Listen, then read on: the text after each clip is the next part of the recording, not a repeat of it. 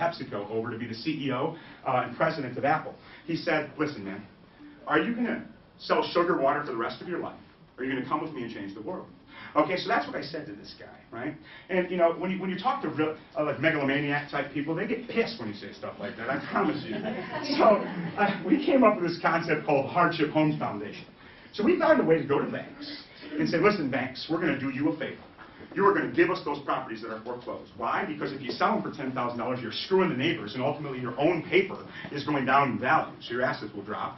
And secondly, when you sell it for so little, it changes the way that you guys are able to do business. You can't write it off the same way, you can't do anything. But you see, if you give me the home to my nonprofit organization, you can write it off 100%.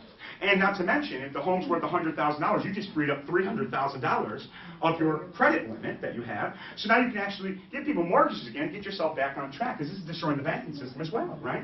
So we came up with this concept. One of the first projects we worked on was Moore, Oklahoma, unfortunate disaster that we had down there. Now, it's one thing to go down there and build a home, but it's another thing to go down there and empower the community and have them build the homes, because you're supposed to fix your communities. That's how it is. Because quite frankly, Big Brother comes in with big paychecks, every single checks to do things.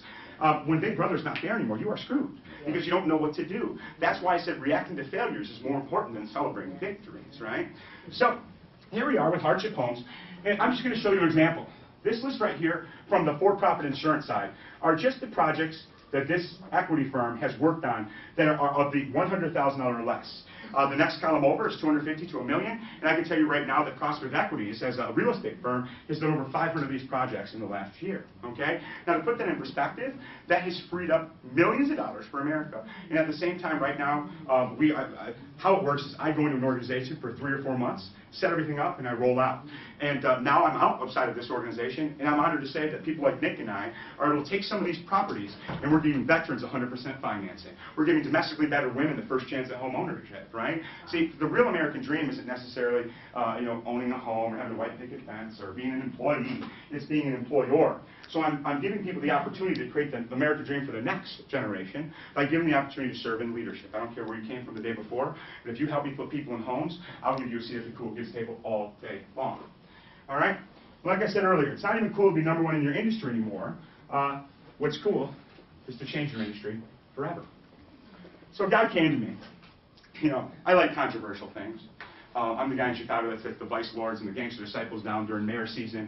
I'm the one who sits the Republicans and Democrats down, which are actually worse to sit with than the vice lords and the gangster disciples, regardless of the situation. We can't get anything done if perception's wrong. Now, I can promise you this, guys. You've heard from me today, drug addiction, felony, jail, all that stuff. I was a spokesman for the mayor's race in Chicago after all that. You know how hard it is to get back into politics and get shit done? Because you see, if you do things for the right reasons, they won't end for the wrong reasons. It's very simple, okay? That's simple logic. So this guy came to me, Spencer Burnett. All right, so, first of all, his name is Kevin Chimura, but he goes by the name Spencer Burnett. So already, if you're going by a different name, some shit's going on, right? Let's be honest with each other, right? I'm Chris Foltz, it's on my birth certificate, too. So he said, listen, I'm a dating, sex, and pickup coach. Now, come on, man. If you need to be coached how to pick up ladies, then you might as well just get out of the game. Priesthood's available, we got nuns, we got all these different things. But you should not, sex and pickup is something that you shouldn't have to be coached on. These are supposed to be natural things in life, right? That's just all there is to it. So I said, listen, first of all, this is intriguing, but I hate what you do. I hate it. I'm Italian, it's built in. I can talk, remember, I was a fat kid, right? So I never had problems with the ladies. And he says, but you know what, I do these awesome events. Ladies only private, 50 Shades of Seduction. Understanding, seducing, and pleasuring men. Now here, I'm trying to be president of the United States one day, I'll promise you. And I cannot have something like that on my contract in America. Right? This is it, man. Okay? So I said, listen, man, what do you actually do to give back to society? Because what I'm hearing here is one thing. It's not about sex, it's not about pickups, it's not about dating, it's about confidence, right?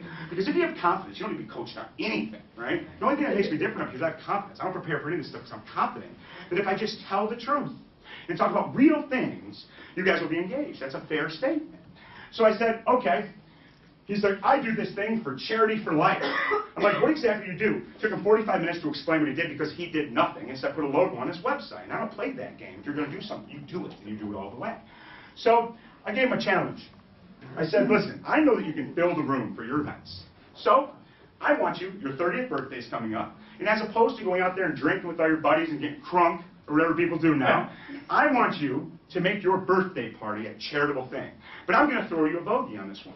I'm going to produce your birthday party. Okay, now I hate what you do. I'm going to produce your birthday party because I want you to show me that you were going to take something that is very important to you and do something positive for charity. Not about sex, not about dating, and not about picking up chicks. All right? So he said, fine. Will you work with me afterwards if you do this? I said, damn straight I will. So here's his birthday party. I mean, there was close to 600 people at it.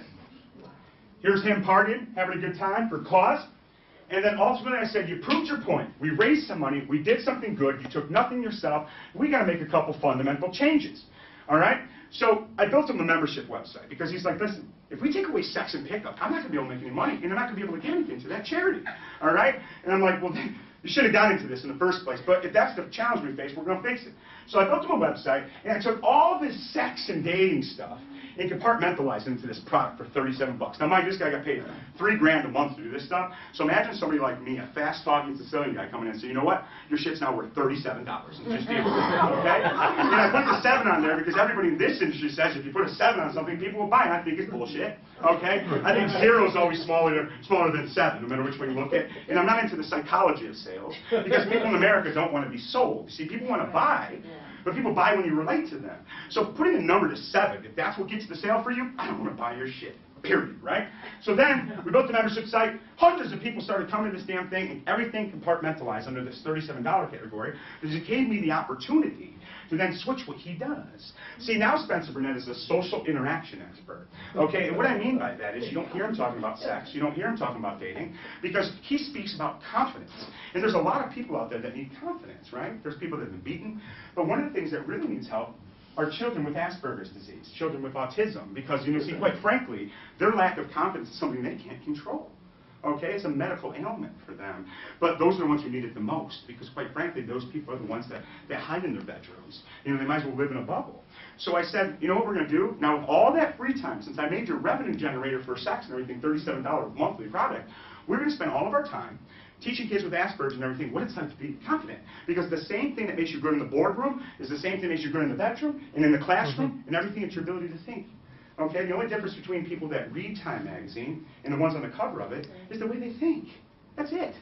It has nothing to do with a subscription. They did a study out there that half the people that are on the cover of Time magazine don't even have a subscription to it. So we could tell this not a pay-to-play game, but it's just the way you think. All right? Because life's about finding yourself. Life's about creating yourself. All right? George Bernard Shaw said that. So I'm honored to say that right now, Spencer is actually being casted for a television show all about building confidence. And his first case studies were all about sex and everything. And right now, for the next 6 months, he's focusing on Asperger's disease and focusing on teaching people confidence with a skill set. Vic, what do you say about the devil? What's your common phrase that you say? Oh, by the time most men realize they're staring the devil square in the eyes, it's a bit too late. All right? So I thought that was staring the devil square in the eyes. But you see, it's okay to work with things you don't understand. It's okay to jump in and take leaps with things that you don't necessarily believe in. Because if you don't, nobody will take the time to adjust it. So it's okay to jump in there and make things better. Because if you make things better, the trickling effect's amazing. So Spencer Burnett, you'll see his television show, and you'll be quite honored. Everybody gives back. How many people here have some sort of give-back model in their organization? We know Bruno does. Give me an example. What do you do? Well, I know what you do. That's not fair. I've already talked to you. Somebody I have never talked before and that has wondering who this guy is at the front of the room. What do you do to give back? Sir, in the back. What I do to give back is I've been in business for over 30 years, and I'm an inventor. Oh. And one of the projects that we're giving back is the Wounded Warriors House, because we manufacture the world's safest paints. And we're painting Wounded Warriors House in North Carolina. Okay. That's really good. But you know, you see what happened is people talk Wounded Warriors. You guys know what Wounded Warriors is? Yeah. It's all of our veterans, right? To me right now, I classify that, I love the cause, but to me it's about veterans, not about Wounded Warriors. See, Wounded Warriors is a sexy representation of a veterans issue. Just like Susan G. Komen is a sexy representation of breast cancer, I go all day long. If you were to ask me right now what the biggest problem in the world is, what do you think the biggest problem in the world is when you look at charity? If you had a bunch of money, you had to put it towards something, what do you think would go the farthest? Feeding people? Feeding people? Yeah. Okay, what about you? What do you think? Education. What about you?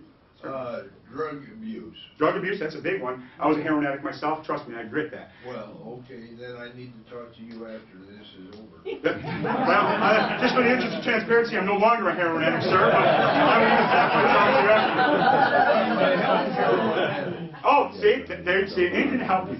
Believe it or not, we spend so much money giving foreign aid, Africa, billions of dollars a year, all these various countries. The biggest problem in the world is the least sexy. It's infrastructure.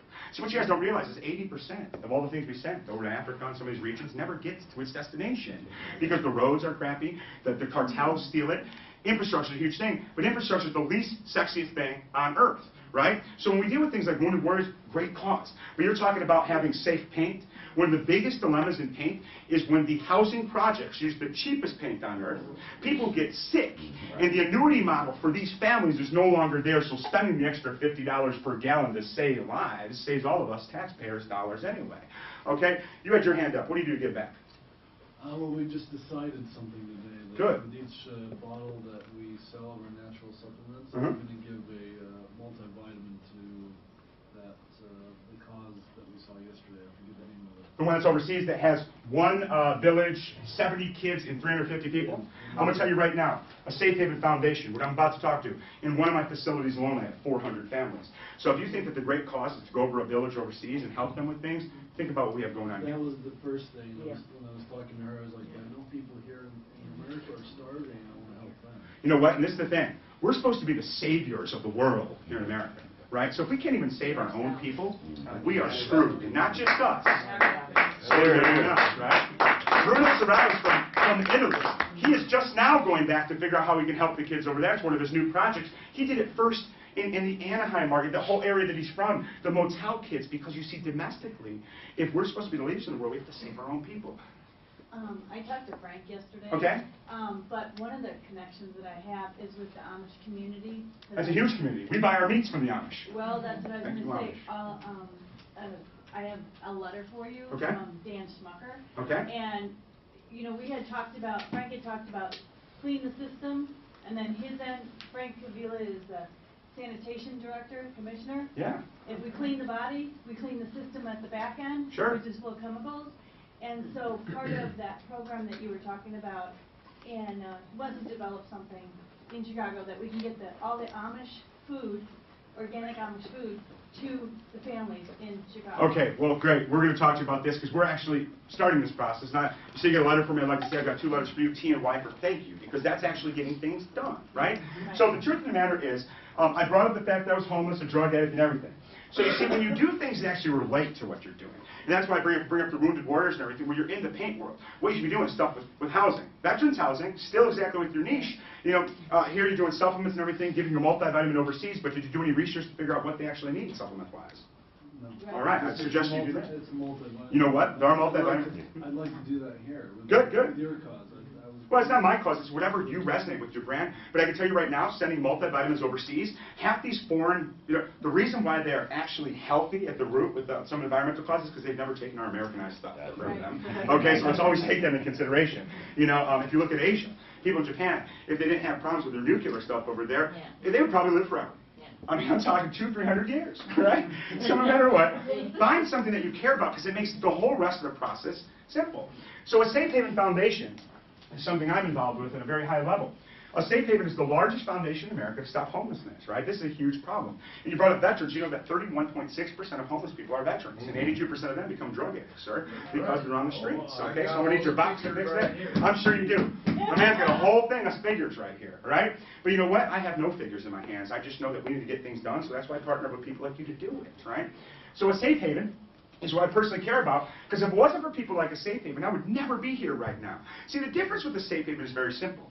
A homeless shelter is a passive way to fix a problem, okay? And that means somebody comes in there, they have a roof over their house, and then that's it. But no matter what, the recidivism rate in that is ridiculous. You go back to jail, you go back on the streets, and quite frankly, you are screwed because you now don't have the ability to go back to a place you burnt the bridge at. So the whole cycle turns around, right? And you're back to being a drug addict. You are back to being a drug addict. Man, sir, you love the drug industry, and I support that because you know what? There's a huge industry I there. have the answer. Well, you know what? Good. I got 1,000 questions. We need a couple more answers. But the truth of the matter is, you're right. Now, a Safe Haven's a little bit different. Because it doesn't matter who you are. The reason why people are homeless is not what people think, right? Homelessness, like technically speaking, if you're over the age of 18, you live at home with your parents, technically by law you can be classified as homeless because you're more or less staying with somebody. If you live on your neighbor's couch or live in some sort of shelter in a motel, you are homeless by the definition. Okay? Now the reason for homelessness is not drugs always, it's not stock market. Domestically battered women, they got to get out of their house in the middle of the night and go somewhere safe. That's what I'm talking about. That you are homeless, even if it's just for a moment. We need somebody to help you. But you see, helping you without inspiring you to get away from it is doing no favors. So basically, what a safe haven does, you come in, whether you drugs and everything, they fix all that first, they give you the shelter, but then they start giving you job training. You see, we train you in culinary arts. The end result there in our culinary programs, you get a certificate, the same level, the same level as his first certificate, I'm sure, not his last.